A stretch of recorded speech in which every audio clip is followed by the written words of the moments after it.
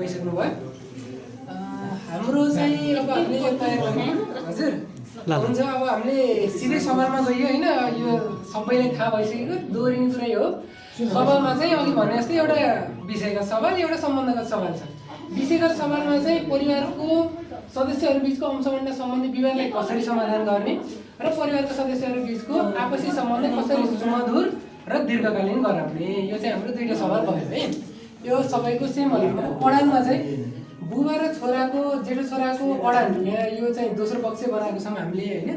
लेख्ने बेलामा यो अगाडि पहिलो पक्ष भनेको चाहिँ माइला साइला र कान्छा छोरा वा भनौँ भाइहरूको अडान चाहिँ के रहेछ भन्दाखेरि सम्पूर्ण जग्गा 15 रोपनी नै जग्गा सम्पूर्ण अंशियार बीच बराबर अंश भाग लाउनु पर्ने भन्ने, यो चाहिँ माइला भाइहरूको अडान भयो। जेठोको चाहिँ सुरुमा कि जेठोको भन्दा पनि बाबुको अडान चाहिँ के भन्दाखेरि सुरुमा बढाएको सम्पत्ति बाहेक होइन, सुरुमा बढाएको जुन 5 रोपनी छ त्यो 5 रोपनी जग्गा मात्र होइन, सुरुमा बढाएको बाहेक जुन 5 रोपनी जग्गा छ त्यो चाहिँ अंशियारहरू बीच अंश भाग लगाउने गरी बन्डा गरी बाँकी 10 रोपनी जग्गा जेठो छोराले मात्र प्राप्त गर्न पाउने, अनि यो चाहिँ अडान भयो है। यो दुईटा पहिला पनि क्लियर भयो। अब हितमा चाहिँ हामीले के लेखेको छौँ भन्दाखेरि प्रथम पक्षको हित किन भनेर हामीले क्वेसन सोद्धा प्रथम पक्षले के भने भन्दाखेरि किनकि माइला भाइलाई आफूले किनेको घडेरीमा गाउँको जग्गा बेचेर दाङमा घर बनाउन मन लागेको रहेछ र साइला र कान्छालाई पनि सहरमा घर बनाउन मन लागेको रहेछ, त्यो चाहिँ यिनीहरूको हित भयो। अब दोस्रो पक्षको हित किन भन्दाखेरि जेठो छोरा वा भाइको जुन मेहनत छ त्यसको कदर गर्न, त्यो उसको चाहिँ सुनिश्चित गर्न, भविष्यको सुनिश्चित व्यवस्था गर्नको लागि वा भनौँ उसको चाहिँ भविष्यको लागि भने दुईटा हित भयो। अब जुन यो हजुर के भन्नु छ एकदम अर्को जोडा छ यसमा चाहिँ हामीले के लेख्छौँ भन्दाखेरि हजुर यसमा चाहिँ केही साझा सम्पत्ति, यो चाहिँ अब के निस्किन्छ भन्दाखेरि केही साझा सम्पत्ति बाबुको नाममा जिउने राखेर बाँकी सबैले उपभोग गर्ने होइन। अर्को भनेको चाहिँ जेठो भाइलाई आफ्नो श्रमको निम्ति 5 रोपनी सम्पत्ति बढी दिई बाँकी 10 रोपनी सम्पत्ति भाइहरूमा बराबर बन्डा गर्ने, अर्को सल्युसन। अर्को भनेको सङ्गुलको सम्पत्ति बराबर बन्डा गर्ने, अर्को भयो। अर्को भनेको आवश्यक पैतृक सम्पत्ति बेचेर भाइहरूको निम्ति घडेरी किन्ने, अर्को भयो। र अन्तिममा चाहिँ सम्पूर्ण जग्गा बेचेर सहरमा घर बनाई सम्पूर्ण दाजुभाइले बुबाको हेरचाहको जिम्मा लिई सँगै बस्ने। अब यो कति सम्भव हुन्छ हुन हेरौँ है। अर्को भनेको चाहिँ बाँड्न, अब हजुर अर्को चाहिँ अब यो best alternative to a negotiated problem भन्ने बाँड्नको हेरौँ एग्रिमेन्ट हजुर। अब माइला भाइ एवं अन्य भाइहरूको बाँड्न चाहिँ के छ भन्दाखेरि मैले यसमा अलिकति कन्फ्युज भएको थिएँ होइन, अनि हाम्रो बाहिर भूगोल सरलाई सोधेँ, उहाँले चाहिँ के भन्नु भन्दाखेरि यदि मेलमिलाप भएन भने के छ त त्यसका विकल्प, त्यो चाहिँ बाँड्नमा लेख्नुहोस् भन्ने कुरा भयो। त्यही भएर म चाहिँ के लेखेको छु भन्दाखेरि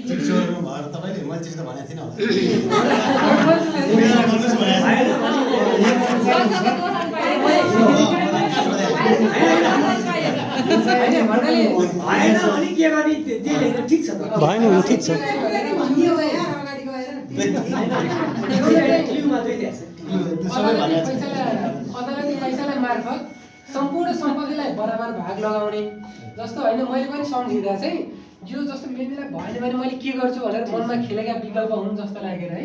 सम्पूर्ण सम्पत्तिलाई बराबर भाग लगाउने यिनीहरूको बाँड्न भयो र अर्को भनेको सञ्चय कोष मार्फत ऋण जारी गरेर घर पनि बनाउन सक्छौँ भन्ने उनीहरूको अर्को अल्टरनेटिभ्सहरू छ। अनि अर्को भनेको चाहिँ बाबु र दाजुको के छ भन्दाखेरि वा भनौँ बाबुको अदालती फैसला मार्फत जुन 10 रोपनी जग्गा आफ्नो निजी आर्जनको प्रमाणित गराउन प्रयासरत रहने र यसै अन्तर्गत आफ्नो मेहनत पालन पोषण खर्च घर खर्च आदि अदालतमा प्रमाणित गराई सम्पत्ति जेठो छोराको नाउँमा माग गर्ने, यो दुईवटा चाहिँ वाट्ना भयो है।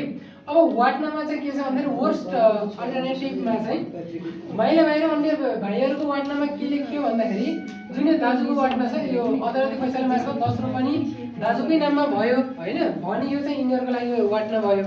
र यदि जुन यो अदालती फैसला मार्फत जम्मै सम्पत्ति यदि बराबर लागियो भने चाहिँ त्यो बाबुको वाट्ना भयो। अब सहमतिका बुँदाहरूमा चाहिँ 5 रोपनी जग्गा जेठो दाजुलाई दिई दाजुको योगदान गर्दै बाँकी रहेको 10 रोपनी जग्गा अन्य अंशियारको नाउँमा 2.5 रोपनीका दरले भाग लगाउने बाबुलाई 4 जना छोराहरूले 6 महिना पालैपालो राखी सम्मानजनक रूपमा पालन पोषण एवं उपचार गर्ने तथा चाडपर्व जस्तै दसैँ तिहार आदि गाउँको घरमा सम्पूर्ण दाजुभाइ तथा बुबा बाबुसँगै मनाउने सम्बन्धलाई सम्बन्धले यति गरे पछाडि चाहिँ अब आफै सम्बन्ध सुमधुर भइहाल्यो 6 महिना बसे पछाडि र यसको क्रेडिट चाहिँ अब निश्चलराज भिसा विनिता म्याम, हाम्रो नवीन सर, त्यस पछाडि हाम्रो रजिता म्याम र उदयराज सर एवं हाम्रो शङ्कर सरलाई म दिन चाहन्छु। धन्यवाद।